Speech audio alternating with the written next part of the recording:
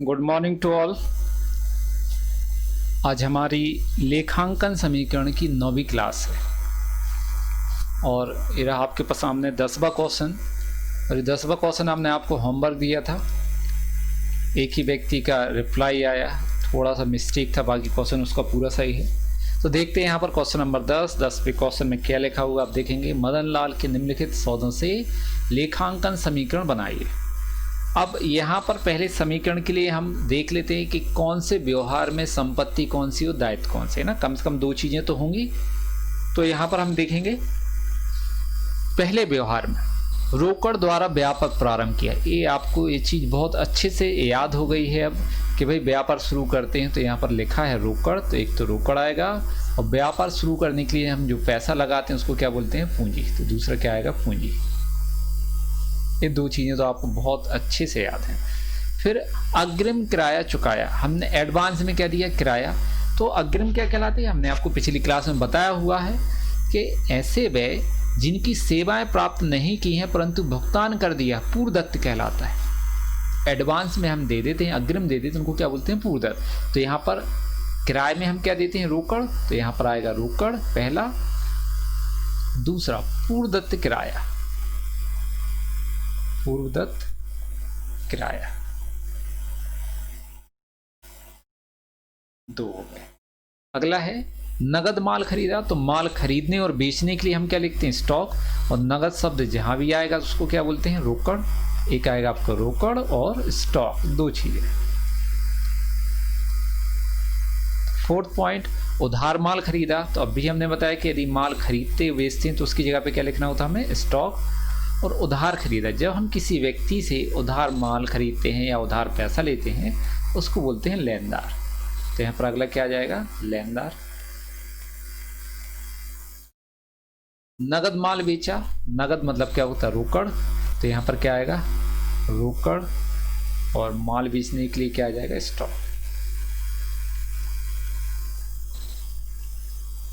फिर वेतन चुकाया, तो वेतन में हम क्या देते हैं, पैसा मतलब रोकड़। और वेतन खर्च है, हानि, खर्च, आय, लाभ, व्यय, इन सब के लिए क्या आता है, पूंजी। पूंजी प्रभावित होती है, मतलब पूंजी पर प्रभाव पड़ता है, ठीक है। आदित्य वेतन, आदित्य वेतन मतलब क्या होता है, ऐसे व्यय जिनकी सेवाएं तो प्राप्त कर ली हैं परंतु भुगतान नहीं किए हैं। अब जब भुगतान ही नहीं किया तो पैसा तो आएगा ही नहीं, लेकिन आदित्य वेतन आज नहीं तो कल हमें देना पड़ेगा, भाई जिनसे काम कराया उनका पैसा देना होगा, तो ये दायित्व है। तो यहाँ पर लिखेंगे हम आदित्य वेतन, आदित्य वेतन एक। और वेतन व्यापार का खर्च है, तो यहाँ पर आ जाएगा पूंजी, क्योंकि हानि, खर्च, आय, लाभ से क्या प्रभावित होती है, पूंजी। तो इतनी चीजें। यहाँ पर लास्ट, निजी उपयोग हेतु स्कूटर खरीदा। स्कूटर निजी उपयोग हेतु खरीदा मतलब आहरण है, ये स्कूटर नहीं आएगा। यहाँ पर आएगा एक तो रोकड़, और आहरण से क्या प्रभावित होता है, पूंजी। पूंजी कम हो जाती है, तो यहाँ पर लिखेंगे हम पूंजी। यदि स्कूटर खरीदा बस इतना लिखा होता तो रोकड़ और स्कूटर आता है, लेकिन निजी उपयोग हेतु व्यापार के लिए नहीं है, खुद के लिए है, इसलिए आहरण आएगा। यहाँ पर हम लेंगे अब टेबल, फॉर्मेट बना लेंगे सबसे पहले लेखांकन समीकरण का।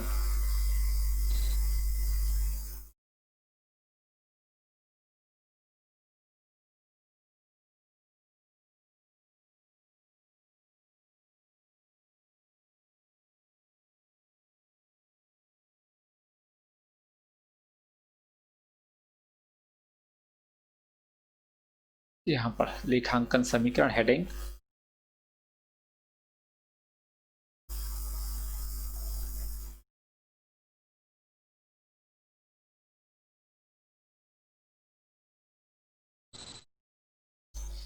यहाँ लिखेंगे संपत्तियां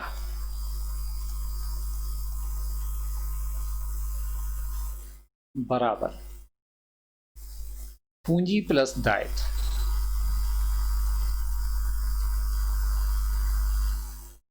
संपत्तियां बराबर क्या होगा, पूंजी प्लस दायित्व। यहाँ पर क्या लिखेंगे, विवरण। अब हम संपत्तियां देखेंगे हमारे पास कौन कौन सी हैं। तो रोकड़ है, पूर्वदत्त किराया, पहले में तो देखो रोकड़ है तो रोकड़ लिख लेंगे यहाँ पर, रोकड़ प्लस दूसरे में क्या है, रोकड़ और पूर्वदत्त किराया, तो पूर्वदत्त किराया लिखेंगे, पूर्वदत्त किराया प्लस थर्ड नंबर पे क्या देखेंगे, रोकड़ हो चुका है स्टॉक, तो स्टॉक लिखेंगे,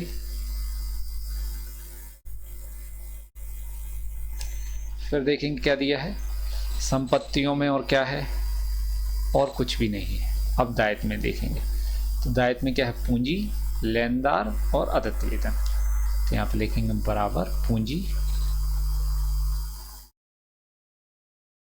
प्लस लेनदार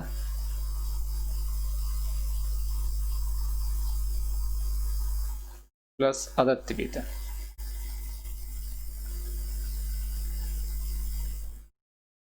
ये हो गया आपके। अब यहां पर लिखेंगे हम पहला पॉइंट, व्यापार प्रारंभ किया। अब आपको बहुत अच्छे से पता है कि व्यापार शुरू करते हैं तो व्यापार में क्या आ जाता है, रोकड़ और पूंजी। कितने से व्यापार शुरू किया, 1,20,000, तो यहां पर क्या होगा, रोकड़ में लिखेंगे हम 1,20,000, और व्यापार शुरू करने के लिए जो पैसा लगाते हैं वो पूंजी कहलाती है, तो पूंजी में लिख देंगे 1,20,000। दो चीजें, बाकी का पूर्वदत्त किराया 0 है, स्टॉक भी आपका 0 है, यहाँ पर दायित्व में लेनदार 0 और अदत्त वेतन भी 0। पहला पॉइंट आपका कंप्लीट। दूसरा पॉइंट देखेंगे, अग्रिम किराया चुकाया कितना, 1,000, तो अग्रिम किराया दिया 1,000। तो जब हम किराए में पैसा देंगे तो हमारी रोकड़ कम होगी, तो रोकड़ में से हम माइनस कर देंगे, किसी को हम किराया दे रहे हैं, और अग्रिम दिया है, तो यदि किराए में हम मकान में नहीं रहे तो किराया वापस ले लेंगे। तो पूर्वदत्त किराया जो होता है वो संपत्ति है, तो हम पूर्वदत्त किराए में क्या करेंगे, जोड़ देंगे 1,000 रुपये। यदि हमने वो मकान उपयोग नहीं किया तो किराया हम वापस लेंगे, तो यहाँ पर क्या होगी, वो संपत्ति। बाकी सब इनका हम टोटल करेंगे, यहाँ 1,000 माइनस करेंगे, कितना आएगा, 1,19,000। यहाँ पर किराया कितना है, 1,000 पूर्वदत्त किराया, स्टॉक 0, पूंजी कितनी है, 1,20,000, लेनदार 0, अदत्त वेतन 0। ये क्या बना आपका नया समीकरण।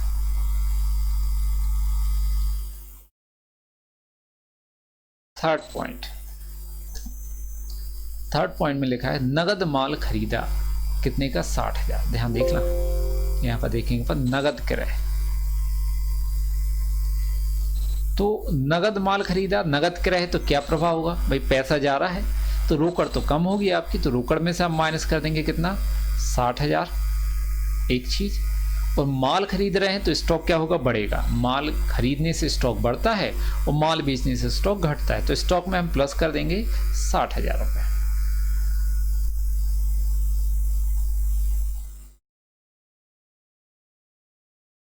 यहाँ पर 1,19,000 में से 60,000 माइनस करेंगे तो कितना बचेगा, 3 है ना, यहाँ पर आएगा 9,000 पहुंचे 5,000, 59,000। सही कर देते अपन इसको,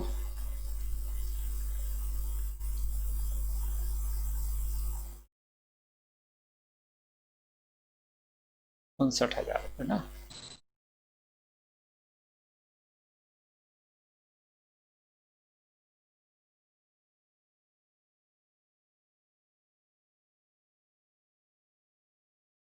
जीरो जीरो जीरो, यहाँ पर 9, यहाँ पर 5, 59। यहाँ पर स्टॉक कितना है, पूर्वदत्त किराया कितना आएगा, 1,000, स्टॉक कितना आ जाएगा, 60,000, पूंजी कितनी है, 1,20,000, और लेनदार 0, अदत्त वेतन भी 0। एक है आपका नया समीकरण, नया समीकरण। अब पॉइंट नंबर हम क्या देखेंगे, 4 4 में क्या है, उधार माल खरीदा कितने का है, 40,000। तो देखेंगे उधार क्रय, उधार क्रय 40,000। तो उधार खरीदने से रोकड़ पे कोई प्रभाव नहीं होता है, रोकड़ पे कोई फर्क नहीं पड़ेगा। तो यहाँ पर क्या होगा, स्टॉक में हम प्लस करेंगे क्योंकि माल खरीदा है, 40,000 प्लस करेंगे। लेकिन उधार माल खरीदने से आपके दायित्व बढ़ जाते हैं, जिनसे हम उधार माल खरीदते हैं वो लेनदार कहलाते हैं। तो लेनदार में हम प्लस कर देंगे 40,000।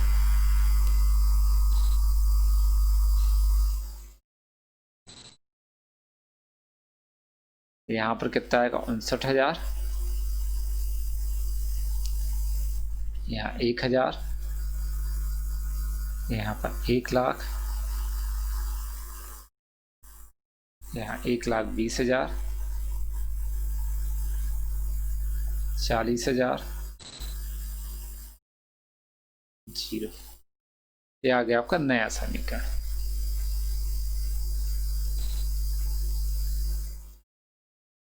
ठीक है, अब देखेंगे आगे अगला पॉइंट नंबर 5, नगद माल बेचा कितने का, 60,000, नगद विक्रय 5 पॉइंट।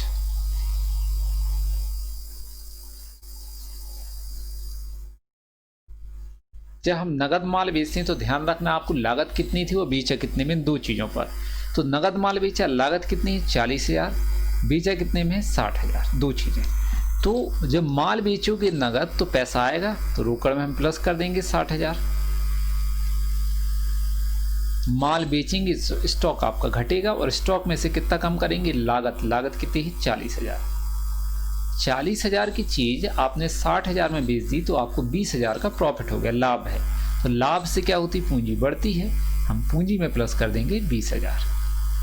40,000 का माल 60,000 में बेच दिया है तो 20,000 का लाभ है, पूंजी में हम प्लस कितना करेंगे, 20,000। यहाँ पर कितना आएगा, 1,19,000। ये कितना आएगा, पूर्वदत्त किराया 1,000, प्लस यहाँ पर कितना है, 60,000, यहाँ पर 1,40,000 पूंजी, लेनदार 40,000 और आदित्य वेतन 0। ये आपका नया समीकरण। इसके बाद का बचा हुआ क्वेश्चन हम अगले पेज पर करेंगे। यहाँ पर तो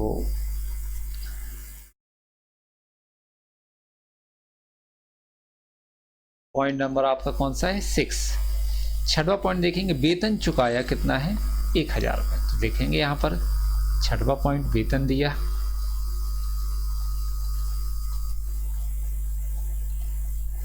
वेतन में हम क्या देते हैं, पैसा। तो रोकड़ में से माइनस हो जाएगा अभी 1,000 रुपये, और वेतन खर्च है, वेतन क्या है, खर्च। तो खर्चों से क्या माइनस होती है, पूंजी, पूंजी घट जाती है। तो यहाँ पर हम माइनस कर देंगे पूंजी में से 1,000 रुपये। ठीक है, यहाँ पर पूंजी में से 1,000 माइनस कर देंगे।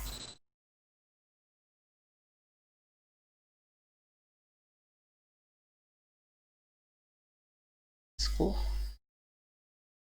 अब रोकड़ कितनी है, 1,19,000, 1,000 माइनस करेंगे तो कितना बचेगा, 1,18,000, प्लस पूर्वदत्त किराया कितना है, 1,000, प्लस स्टॉक कितना है, 60,000, पूंजी, पूंजी में से हम 1,000 माइनस करेंगे, यहाँ पर 1,40,000 में से 1,000 माइनस कर देंगे तो 1,39,000, प्लस लेनदार 40,000, आदित्य वेतन 0। यह आ गया आपका नया समीकरण। क्वेश्चन बहुत आराम से करें। पेपर हॉल में आपको सिर्फ 5 पॉइंट आएंगे, यहाँ ज़्यादा हैं, 10 हैं, 9 हैं, इससे आपको प्रॉब्लम है, ये आपकी प्रैक्टिस के लिए है। लेकिन पेपर हॉल में ज़्यादा से ज़्यादा आपको 5 या 6 पॉइंट आते हैं, इससे ज़्यादा नहीं आएगा। यदि बड़ा क्वेश्चन है तो आपको 5 पॉइंट आएंगे, 5 यदि ज़्यादा नंबर का है, 5 नंबर का, तो आपको 5 पॉइंट या 6 मैक्सिमम। अब यहाँ पर हम लेंगे 7वां पॉइंट,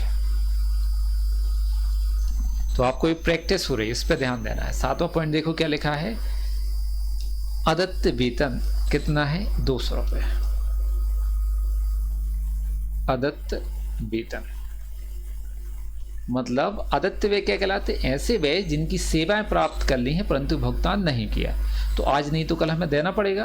तो यहाँ दायित्व है हमारा, तो 200 रुपये से हमारा आदित्य वेतन बढ़ जाएगा, और जब भी देंगे वो खर्च है तो उस पूंजी में से माइनस हो जाएगा। तो पूंजी में से हम माइनस कर देंगे और दायित्व पक्ष में आदित्य वेतन बढ़ जाएगा आपका। ठीक है, दिया नहीं है, देना है, तो रोकड़ पे कोई प्रभाव नहीं, रोकड़ आपकी वही रहेगी 1,18,000। पूर्वदत्त किराया अलग से संपत्ति है। स्टॉक ये तो पता ही, ना पूर्वदत्त किराए पे प्रभाव पड़ेगा ना स्टॉक पर। पूंजी 200 रुपये से माइनस होगी तो 1,38,800। यहाँ पर 40,000 लेनदार, और आदित्य वेतन कितना है? 200 रुपये। ये है आपका नया समीकरण।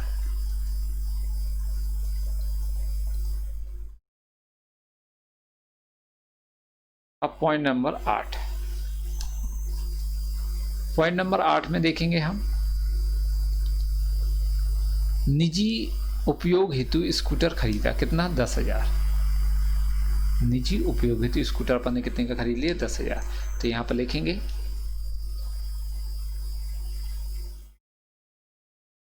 निजी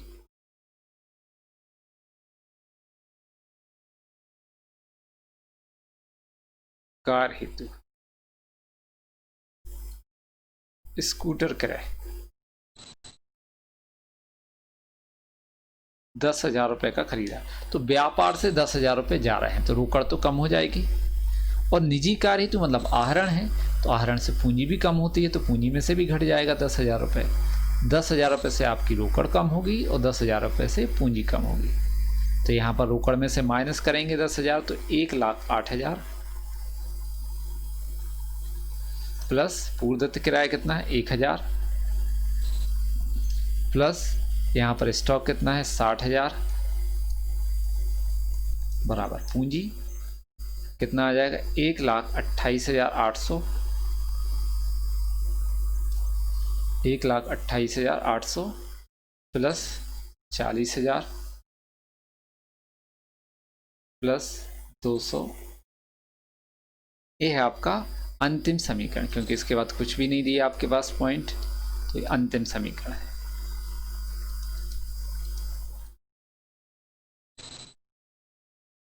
इसी समीकरण की सहायता से हम आपका आर्थिक चिट्ठा या चिट्ठा तैयार करते हैं। ठीक है, आशा करता हूँ क्वेश्चन आपको समझ में आया होगा। यदि कोई डाउट है तो आप फ़ोन करके पूछ सकते हैं। अब देखते हैं हम अगला क्वेश्चन। ये रहा आपका 13वां क्वेश्चन। निम्नलिखित व्यवहारों के आधार पर लेखांकन समीकरण दर्शाइए। पहला है रोकड़ 50,000 रुपये, माल 20,000 रुपये, व्यापार आरंभ किया। तो पहले समीकरण में देखो रोकड़ भी है, माल तो स्टॉक लिखेंगे, और व्यापार शुरू करने के लिए जो रोकड़ और माल हम लगाते हैं, रोकड़ माल और संपत्ति, वो पूंजी कहलाती है। तो यहाँ पर क्या आ जाएगी? पूंजी। मतलब 3 चीज़ें हैं, रोकड़, स्टॉक और पूंजी। उधार माल खरीदा, तो माल खरीदने या बेचने को हम क्या लिखते हैं? स्टॉक। तो एक तो आएगा स्टॉक, और उधार खरीदा है तो आज नहीं तो कल हमें पैसा देना होगा। जिस व्यक्ति को पैसा देना है वो लेनदार कहलाता है, जिससे हम उधार माल खरीदते हैं वो क्या कहलाता है? लेनदार। उधार माल बेचा, तो यहाँ पर आएगा आपका स्टॉक, और जब हम उधार माल बेचते हैं, जिस व्यक्ति को उधार माल बेचते हैं वो कहलाता है देनदार, उससे हमें पैसा लेना है, देगा हमें पैसा। किराया उपार्जित। ठीक है, उपार्जित आय क्या कहलाती? ऐसी आय जिनकी देय तिथि आ गई है लेकिन प्राप्त नहीं हुई है। तो यहां पर हम लिख देंगे किराया क्या है? उपार्जित। तो यहां पर आ जाएगा उपार्जित किराया, और आज नहीं तो कल हमें मिल जाएगा वो किराया। ठीक, तो पूंजी में जुड़ जाएगा, मतलब पूंजी आएगी। तो एक आएगा उपार्जित किराया और दूसरा पूंजी, क्योंकि उपार्जित किराया आय होती है। तो ये संपत्ति, हम संपत्ति साइड लिखेंगे। ठीक है, अग्रिम कमीशन, अग्रिम कमीशन प्राप्त, तो अनुपार्जित आय है। ये क्या है? अनुपार्जित आय। तो यहाँ पर हम लिखेंगे क्या? आपकी रोकड़, क्योंकि कमीशन में हमें क्या मिलेगा? रोकड़, और अनुपार्जित कमीशन, अनुपार्जित कमीशन, दो चीजें होंगी। फर्नीचर क्रय किया तो रोकड़ आएगा। देखो यहाँ पर लिखा नहीं है कि नगद खरीदा, लेकिन जब किसी व्यक्ति का नाम ना दिया हो, किसी कंपनी का या व्यक्ति का, तो रोकड़ नगद मानते हैं, तो रोकड़ आएगा। और फर्नीचर संपत्ति है तो हम संपत्ति का नाम लिखेंगे फर्नीचर। इतनी चीजें हैं। अब आगे क्वेश्चन में हम पहले फॉर्मेट बनाते हैं, प्रारूप, फिर बाद में सॉल्व करेंगे। तो यहाँ पर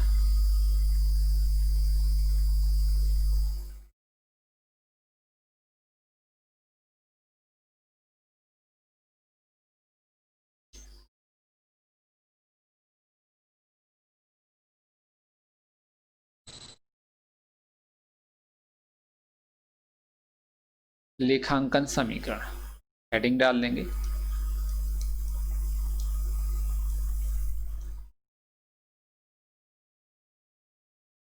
लेखांकन समीकरण की जगह पे हम ऐसा भी लिख सकते हैं कि विभिन्न व्यवहारों का लेखांकन समीकरण पर प्रभाव, ऐसा भी लिखा जा सकता है हेडिंग में। अब यहां पर क्या लिखेंगे, संपत्तियां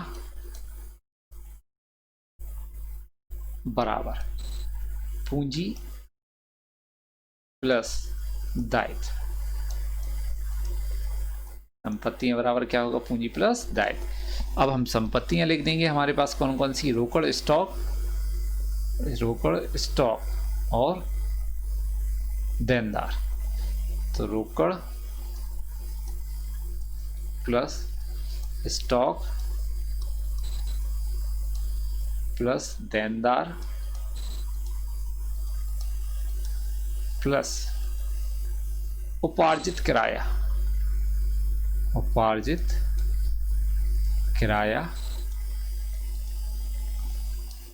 बराबर दायित्व में क्या है, पूंजी नहीं, अभी तो और भी है, फर्नीचर भी यहाँ पर, ठीक है। तो प्लस है फर्नीचर प्लस बराबर पूंजी प्लस लेनदार, और जगह यहाँ पर छोटी है, लेनदार, और लास्ट में अनुपार्जित कमीशन। तो अनुपार्जित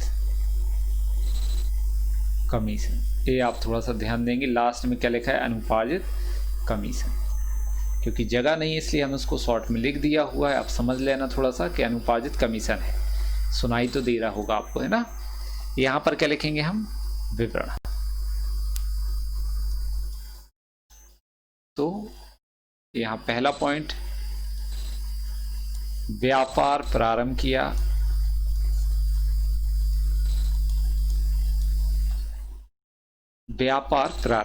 देखेंगे 50,000 रुपये रोकड़ लगाई है, 20,000 रुपये का माल। तो यहाँ पर लिखेंगे हम, रोकड़ में कितना लिख देंगे 50,000,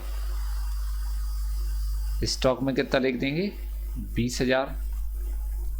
व्यापार शुरू करने के लिए जो रोकड़ और माल हम लगाते हैं वो क्या कहलाती है, पूंजी।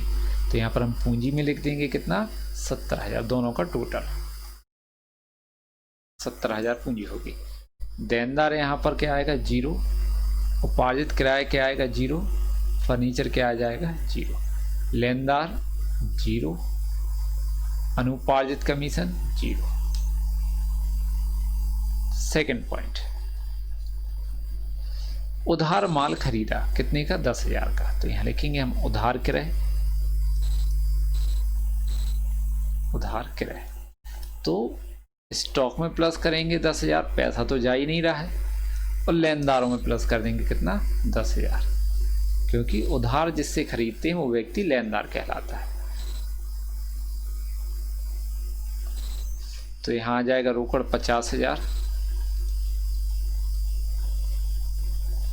स्टॉक 30,000,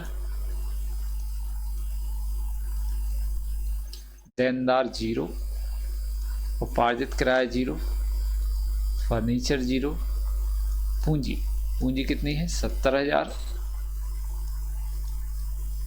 लेनदार कितना आ जाएगा 10,000, और अनुपार्जित कमीशन 0। ये नया समीकरण आ गया।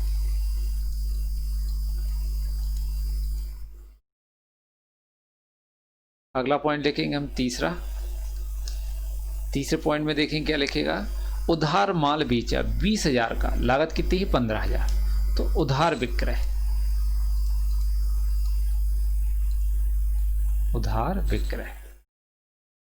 जब हम माल बेचेंगे तो आपका स्टॉक घटेगा, लागत कितनी 15, तो स्टॉक में से माइनस करेंगे 15। उधार बेचा है, जब हम उधार माल बेचते हैं जिस व्यक्ति को, तो वो कहलाता है देनदार, तो देनदार में प्लस कर देंगे हम 20,000, देनदारों से कितना लेना है 20,000 रुपये। 15,000 का माल 20,000 में बेच दिया तो 5,000 का लाभ हो गया है, तो पूंजी में हम प्लस कर देंगे 5,000 प्रॉफिट।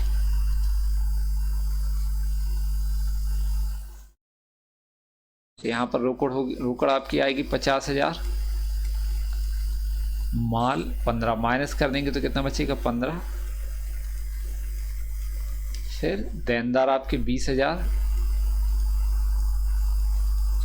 उपार्जित किराया 0, फर्नीचर 0, पूंजी आपकी आ जाएगी 75,000, लेनदार 10,000 और अनुपार्जित कमीशन 0। ये है आपका नया समीकरण।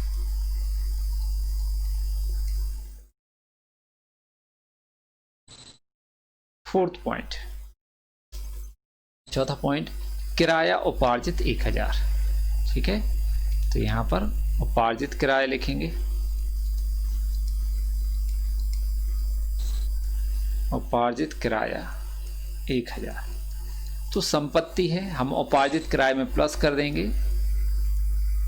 1,000, और किराया प्राप्त होना आय है तो हम लोग पूंजी में प्लस करेंगे 1,000। ठीक है, संपत्ति में उपार्जित किराए में प्लस होगा और पूंजी में प्लस होगा। यहाँ पर रोकड़ आपकी 50,000, माल स्टॉक 15,000, देनदार आपका 20,000, उपार्जित किराया 1,000, फर्नीचर 0, पूंजी कितनी है आपकी 76,000, आपके लेनदार कितने हैं 10,000 और अनुपार्जित कमीशन कितना है 0। ये नया समीकरण।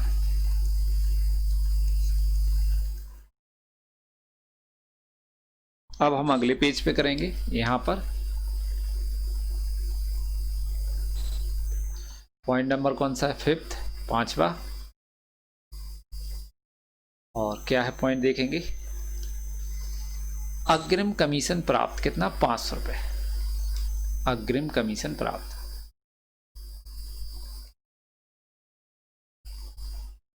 अग्रिम कमीशन प्राप्त,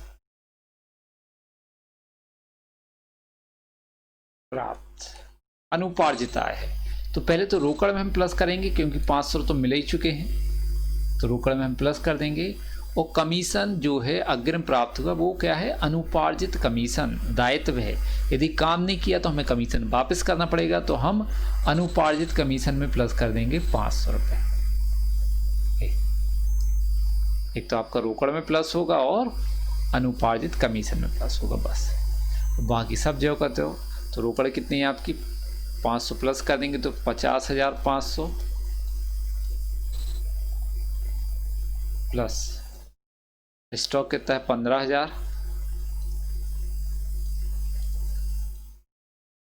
फिर आपका देनदार 20,000,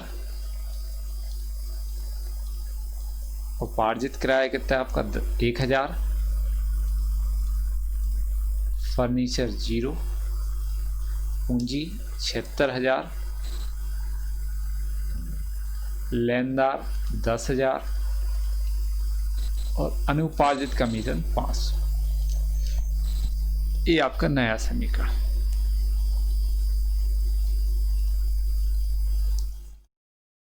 पॉइंट नंबर 6, छठवां पॉइंट। छठवां पॉइंट क्या है, फर्नीचर क्रय किया 800 रुपये। ठीक है, तो यहां पर लिखेंगे फर्नीचर क्रय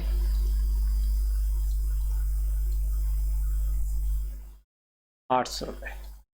तो रोकड़ में से माइनस करेंगे क्योंकि नगद खरीदा है, और फर्नीचर संपत्ति है तो हम फर्नीचर में प्लस कर देंगे 800 रुपये। रोकड़ में से घट जाएगा और फर्नीचर में प्लस हो जाएगा। अब यहाँ पर हम करेंगे माइनस, तो 0 0 15 7 9 4, यहाँ पर कितना आएगा 15,000, स्टॉक 20,000 देनदार, 1,000 उपार्जित किराया और फर्नीचर कितना आ जाएगा 800। पूंजी आपकी 76,000, लेनदार 1,000, अनुपार्जित कमीशन कितना 500। ये आपका अंतिम समीकरण।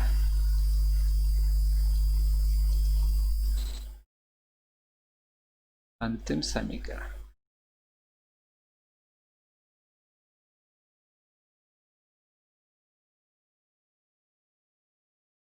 बस, इसके बाद कुछ नहीं है। ये आपका क्वेश्चन कंप्लीट है। देखते हैं यहाँ पर क्या चिट्ठा बनाना है। नहीं, चिट्ठा आप चाहें तो बना सकते हैं। यदि आपको कोई डाउट होता है क्लास में, कोई क्वेश्चन में, तो आप हमें कॉल करके पूछ सकते हैं। कुछ व्यक्ति पूछते हैं, अच्छी बात है कि भाई वो लोग पूछ लेते हैं। Thank you. बाकी हम कल देखेंगे। धन्यवाद।